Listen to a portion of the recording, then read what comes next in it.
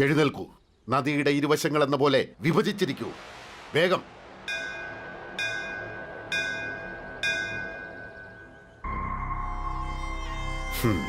ഭക്ഷണത്തിനുള്ള സമയമായി. പിന്നെ ഗുരുകുല കാര്യാലയത്തിൽ ഇതുവരെയും ദക്ഷിണ നൽകാൻ സാധിക്കാത്ത കുട്ടികൾ ഭക്ഷണ സമയത്ത് ഗുരുകുലത്തിന്റെ സമീപം പോലും കാണാൻ പാടുള്ളതല്ല. നിയമം നിയമം തന്നെയാണ്. നിയമപാലനം ധർമ്മവും.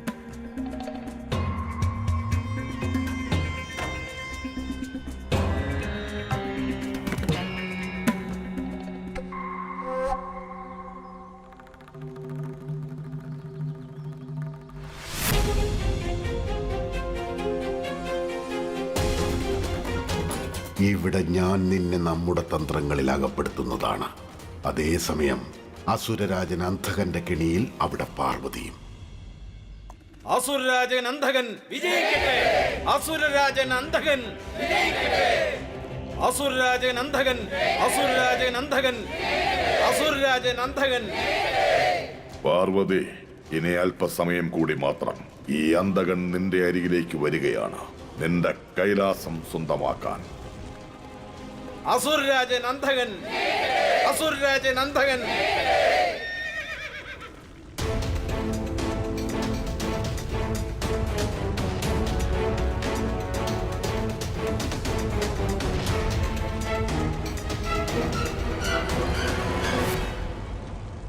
നാം നമ്മുടെ ലക്ഷ്യസ്ഥാനത്തെത്തിയിരിക്കുന്നു. അവിടേക്ക് നോക്കൂ. മുന്നോട്ട് പോകാം.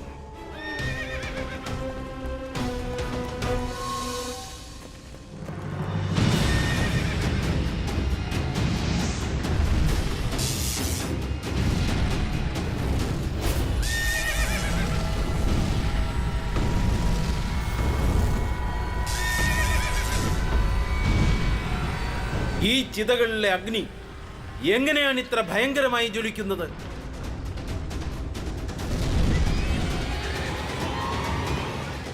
സൈനികരെ, മുന്നോട്ട് പോകൂ! സേനാപതി ഋഷഭാസുര, ഈ അഗ്നിജ്വാലകൾ കാരണം ഞങ്ങൾക്ക് മുന്നോട്ട് പോകാൻ സാധിക്കുന്നില്ല. നമുക്കിപ്പോൾ പിന്നോട്ട് മാറി ഈ അഗ്നിജ്വാലകൾ ശമിച്ചതിന് ശേഷം മുന്നോട്ട് പോകാവുന്നതാണ്. അസംഭവ്യം! ഒരിക്കലുമില്ല. അസുരരാജൻ അന്ധകൻ ഒരിക്കലും പിന്നോട്ട് പോവുകയില്ല. ഞാൻ എന്റെ ലക്ഷ്യത്തിലെത്തിയിട്ടേ നിൽക്കുകയുള്ളൂ. മുന്നോട്ട് പോകൂ.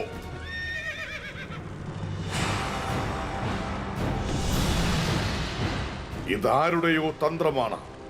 ആർക്കാണ് അന്ധകന്റെ കോപത്തിന് ഇരയാകേണ്ടത്? ആരാണത്?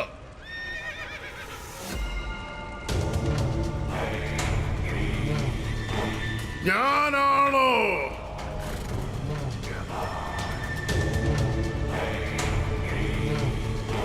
നശ്വരമായ ശരീരത്തോടെ കൈലാസത്തിലേക്ക് പോകുന്നു. ആരാണ് നീ?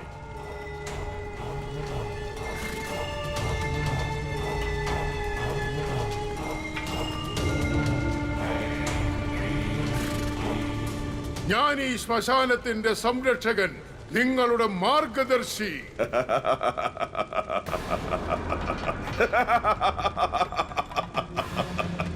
എന്റെ മാർഗം ഞാൻ സ്വയം കണ്ടെത്തുന്നതാണ്. ഞാനില്ലാതെ എങ്ങനെയാണ് കൈലാസത്തിലേക്ക് പോവുക? നീ നിന്റെ ലക്ഷ്യത്തിലേക്ക് എങ്ങനെയാണ് എത്തിച്ചേരുക? ഇവിടം വരെ വന്നത് എങ്ങനെയാണോ അങ്ങനെ തന്നെ വഴിമാറ. നിനക്ക് നശ്വരമായ ശരീരത്തോടെ കൈലാസത്തിലേക്ക് പോകാൻ സാധിക്കില്ല. അങ്ങനെ ശരീരത്തോടു കൂടി പോകണമെന്നുണ്ടെങ്കിൽ കാമം, ക്രോധം, മോഹം, അഹങ്കാരം എല്ലാം ത്യജിക്കേണ്ടി വരും. അല്ലാത്ത പക്ഷം നിനക്കവിടെ പോകാനായി നിന്റെ ശരീരം പോലും ത്യജിക്കേണ്ടതായി വരും. നീ സ്വയം ഈ ചിതയിൽ നിന്റെ ശരീരം ഉപേക്ഷിക്കേണ്ടി വരും. ഒരിക്കലുമില്ല, ഒരിക്കലുമില്ല. ഞാൻ പാർവതിയെ ഈ ശരീരത്തോട് തന്നെ പ്രാപ്തമാക്കും. അസംഭവ്യം! അസംഭവ്യത്തെ ഞാൻ സംഭവ്യമാക്കുന്നതാണ്. ഞാൻ എന്റെ അസുരശക്തികളാൽ പാർവതിയെ ഇവിടെ എന്റെ അരികിലേക്ക് വിളിക്കും. എന്നിട്ട് പറയും, പാർവതി, നിനക്ക് സന്തോഷകരമായ ഒരു സംയോഗത്തിന് വേണ്ടി എന്റെ അരികിലേക്ക് വരേണ്ടതുണ്ട്.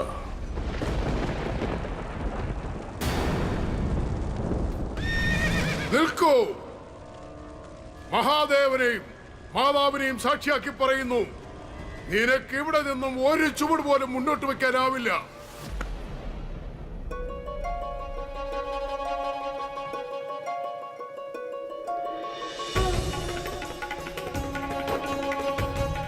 ഇതെന്ത് സ്വപ്നമാണ്? എന്താണ് സംഭവിക്കാൻ പോകുന്നത്? മഹാദേവന്റെ അസാന്നിധ്യത്തിൽ ഇതെന്തൊരു പരീക്ഷണമാണ്?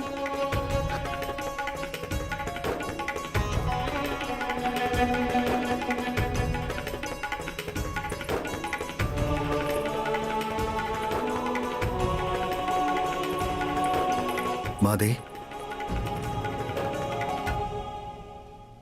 എന്തുണ്ടായി നന്ദി? അവിടുത്തെ അന്നപൂർണേശ്വരി രൂപത്തിലൂടെ കൈലാസത്തിലെ ഭക്ഷണത്തിന്റെ കുറവ് നികത്താറുണ്ട്. കൈലാസവാസികൾ അവരുടെ പങ്കിനെ ഇവിടേക്ക് വരാറുമുണ്ട്. പക്ഷെ ഇന്ന് ശ്മശാനത്തിന്റെ കാവൽക്കാരൻ എത്തിയിട്ടില്ല മാതേ. ശാന്തനാകൂ നന്ദി.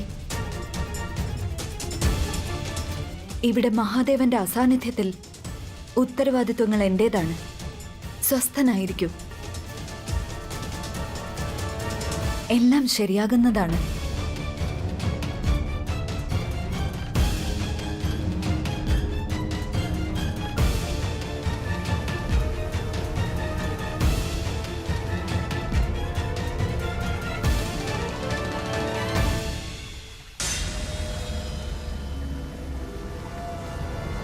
ഉമ,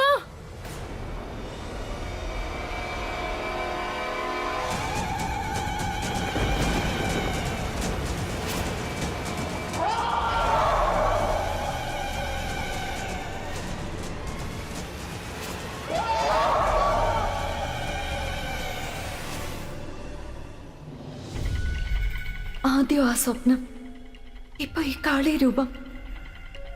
ഞാൻ സ്വയം ഈ രൂപം കാണേണ്ടി വരുന്നു. ഇതിന്റെയൊക്കെ അർത്ഥം എന്താണ്? മാതേ, പ്രഭുവിന്റെ അസാന്നിധ്യത്തിൽ ഈ കാളിരൂപം, പ്രഭു അദ്ദേഹത്തിന്റെ ബാലരൂപത്തിൽ സർവ്വതും മറന്നിരിക്കുകയാണ്. ഇനി അവിടുന്നും കാളിരൂപം സ്വീകരിക്കുകയാണെങ്കിൽ പിന്നെ അവിടുന്നും സംഹാരത്തെക്കുറിച്ചല്ലാതെ മറ്റൊന്നും ഓർമ്മിക്കുകയില്ല മാതേ.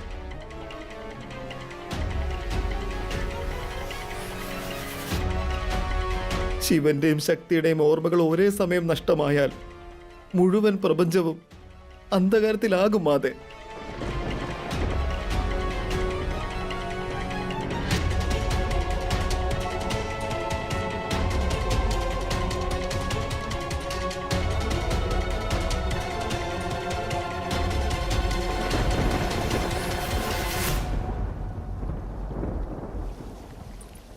ശാന്തനാകൂ നന്ദി.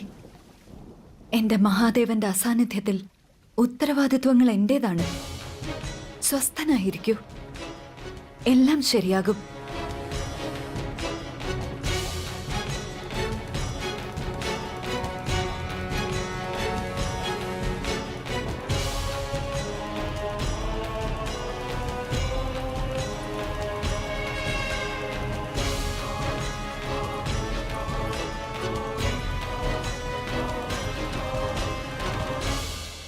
എന്തിനാണ് ഈ കാളി രൂപം?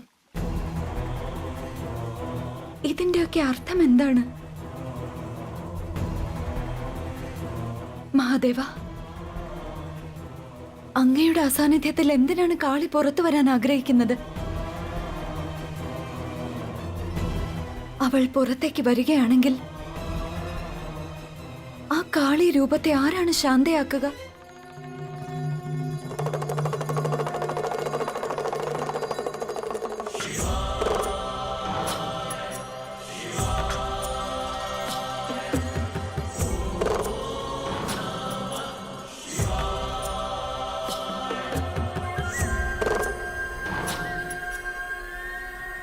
എങ്ങോട്ടേക്കാണ് വിദൂഷക?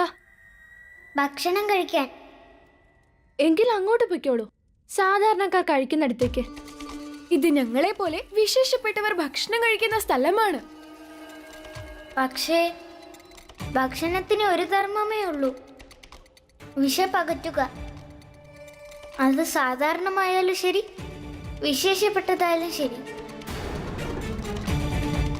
ഈ വിഭജനം ഭക്ഷണത്തെ അപമാനിക്കലാണ് മിത്രമേ. ഉപദേശിക്കേണ്ടതില്ല വീരനായക. ഇവിടെ നിന്നും പോകൂ.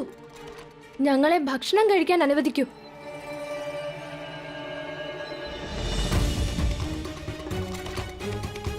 മിത്രമേ, ഇവർ കഴിക്കുന്നത് കണ്ട് വീണ്ടും എന്റെ വിശപ്പ് കൂടിയിരിക്കുകയാണ്. നമുക്ക് എപ്പോഴാ ഭക്ഷണം ലഭിക്കുക? ഇപ്പോൾ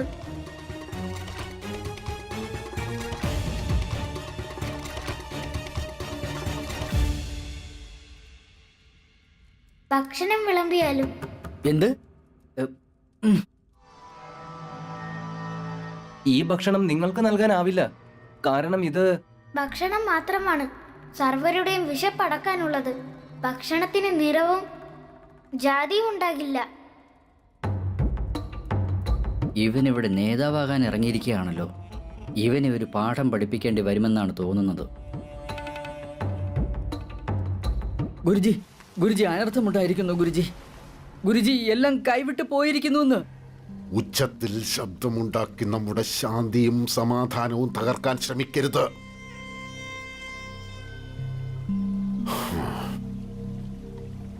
പറയൂ, ഭക്ഷണശാലയിൽ നിന്നും എന്ത് വാർത്തയുമായാണ് വന്നിരിക്കുന്നത്? വളരെ മോശം വാർത്തയായിട്ടാണ് വന്നിരിക്കുന്നത് ഗുരുജി അങ്ങയുടെ അടുത്ത്. ഏത് കുട്ടികളാണ്? ദരിദ്രരായ ശിഷ്യരാണ് ഗുരുജി. അസംഭവ്യം. സംഭവ്യം. ഇതിന് നേതൃത്വം നൽകിയത് ആരാണ്? വേറെ ആരാണ് ഗുരുജി? ബാലശിവ.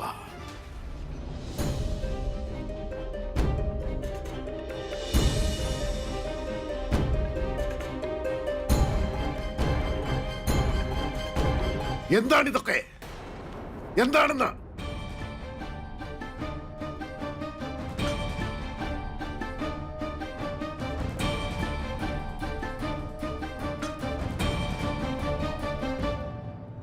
എന്ത് സംഭവിച്ചു ആചാര്യ ദണ്ഡപാണി? ആചാര്യനും വിശക്കുന്നുണ്ടാവും, അതാ കോപിക്കുന്നേ. വന്നാലും ആചാര്യ, ഭക്ഷണം കഴിച്ചാലും.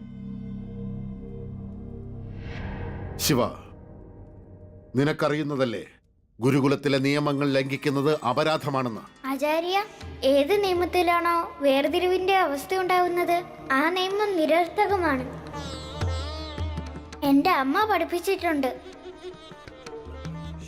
ജ്ഞാനം ഒരു തരത്തിലും വേർതിരിവ് ഉണ്ടാക്കുന്നില്ല. ഇത് ജ്ഞാനത്തിന്റെ ക്ഷേത്രവുമാണ്. പിന്നെ ഇവിടെ എങ്ങനെ വേർതിരിവ് വന്നു? സമൂഹത്തിൽ വലിയൊരു പരിവർത്തനത്തിന്റെ തുടക്കമാണിതെന്ന് തോന്നുന്നു. അതുകൊണ്ടാണല്ലോ മഹാദേവൻ ഇപ്പോൾ ദേവി അനസൂയയുടെ മകനായി വന്നിരിക്കുന്നത്. സന്തോഷം, അത്യധികം സന്തോഷം. എന്തിനെയാണോ നീ വേർതിരിവെന്ന് പറയുന്നത് അതൊരിക്കലും വേർതിരിവല്ല, കൃതജ്ഞതയുടെ രൂപങ്ങളാണത്. ധനികരായ രക്ഷിതാക്കൾ ദാനം നൽകുന്നതിൽ നിന്നും ഇവിടെ അധ്യയനത്തിനെത്തുന്ന നിങ്ങളെപ്പോലുള്ള ദരിദ്രരായ കുട്ടികൾക്ക് കൂടി ഭക്ഷണം നൽകുന്നതിന്റെ കൃതജ്ഞത. ദേ നോക്ക്, ഇനി ഒരിക്കലും ഇങ്ങനെ ഒരു അപരാധം സംഭവിക്കരുത്. ക്ഷമിച്ചാലും ആചാര്യ, ദാനം നൽകുന്നവനും ദാനം സ്വീകരിക്കുന്നവനും ഇതേ സമൂഹത്തിന്റെ ഭാഗമാണ്. രണ്ടു കൂട്ടർക്കും സമൂഹത്തിൽ തുല്യ സ്ഥാനമാണ്. അതിനാൽ എന്ത് ലഭിക്കുന്നതിനും ആ തുല്യത ഉണ്ടാകണം. പിന്നെ ഇവരിൽ എന്ത് വ്യത്യാസമാണുള്ളത്? വ്യത്യാസമുണ്ട്, ധനത്തിന്റെ, സമ്പന്നതയുടെ. ഈ ശ്രേഷ്ഠരും സമ്പന്നരുമായ കുട്ടികളുടെ കുടുംബങ്ങളിൽ നിന്ന് ദാനം ലഭിക്കുന്നില്ലെങ്കിൽ ദേ ഈ ഭക്ഷണശാല മാത്രമല്ല ഗുരുകുലം തന്നെ അടയ്ക്കേണ്ടതായി വരും. അങ്ങനെ ഒരിക്കലും സംഭവിക്കില്ല ആചാര്യ. എന്റെ അമ്മയെ ഗുരുകുലം സ്ഥാപിച്ചത് സമൂഹത്തിലെ ഓരോ വ്യക്തിക്കും വിദ്യ ലഭിക്കണമെന്ന ഉദ്ദേശത്തിലാണ്. ഞാൻ അമ്മയുടെ സമർപ്പണം വൃഥാവിലാവാൻ അനുവദിക്കുകയില്ല. ശിവ, ഗുരുകുലം വാക്കുകളിലൂടെ മുന്നോട്ട് പോകില്ല, ഗുരുകുലം മുന്നോട്ടു പോകാൻ വേണ്ടത് ധനമാണ്, സമ്പത്താണ്. ഞാൻ കൊണ്ടുവരാൻ ധനം. സമൂഹത്തിലെ എല്ലാ വിഭാഗങ്ങളിൽ നിന്നും ഭിക്ഷ വാങ്ങാവുന്നതാണ്. ഗുരുകുലത്തിലെ ഭണ്ഡാരം ഞാൻ നിറയ്ക്കുന്നതാണ്. ഇവിടത്തെ ഈ വേർതിരിവ് എന്നേക്കുമായി അവസാനിപ്പിക്കുന്നതാണ്. ശിവ, ശരിക്കും നിനക്കറിയാമോ ഭിക്ഷാടനം എന്നാൽ എന്താണെന്ന്? ഭിക്ഷാടനത്തിന്റെ നിയമമനുസരിച്ച് ഒരു കുട്ടി ഒരു ദിവസം ഒരു സ്ഥലത്ത് നിന്നേ ഭിക്ഷ സ്വീകരിക്കാൻ പാടുള്ളൂ. അതും 3 പ്രാവശ്യം അപേക്ഷിക്കണം. ഭിക്ഷ കിട്ടുകയാണെങ്കിൽ നല്ലത്, ഇനി കിട്ടിയില്ലെങ്കിലോ അതും നല്ലത്. അപ്രകാരം ലഭിക്കുന്ന ഭിക്ഷ കൊണ്ട് നീ എന്നാണോ ഈ ഗുരുകുല ഭണ്ഡാരം നിറയ്ക്കുന്നത്, അന്നു മുതൽ നിങ്ങൾക്ക് വേർതിരിവില്ലാതെ തന്നെ സമമായി ഭക്ഷണം നൽകുന്നതുമായിരിക്കും.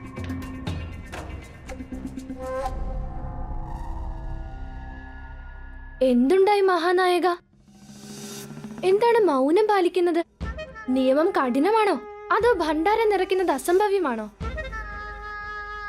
അല്ല മിത്രമേ, നിയമങ്ങളും കഠിനമല്ല, ഗുരുകുലത്തിലെ ഭണ്ഡാരം നിറയ്ക്കുന്നതും കഠിനമല്ല.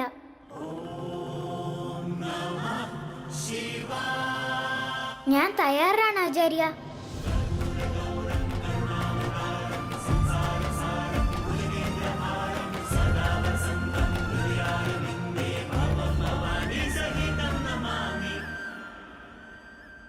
ഇതായിരുന്നു എനിക്കും വേണ്ടത്.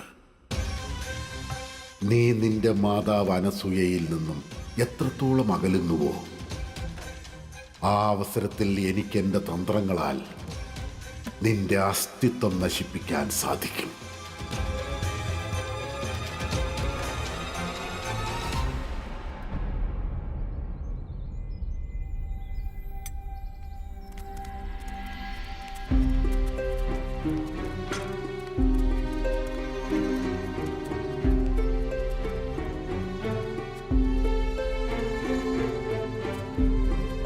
ആചാര്യൻ വിദ്യാധര, അങ്ങ് ഈ സമയത്ത് ബാലകന്മാരോടൊപ്പം പ്രശ്നങ്ങളൊന്നുമില്ലല്ലോ?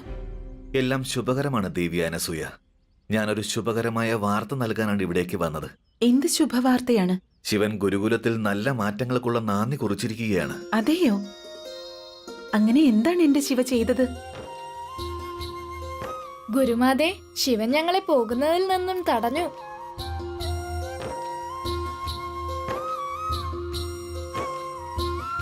മാത്രമല്ല, മിത്രം കാരണം ഭക്ഷണത്തിനുള്ള വേർതിരിവും ഇല്ലാതായി. അതെയോ? അതേ ഗുരുമാതേ, ഇന്ന് ശിവ കാരണം ഞങ്ങൾക്കെല്ലാവർക്കും നല്ല ഭക്ഷണം കഴിക്കാൻ കഴിഞ്ഞു.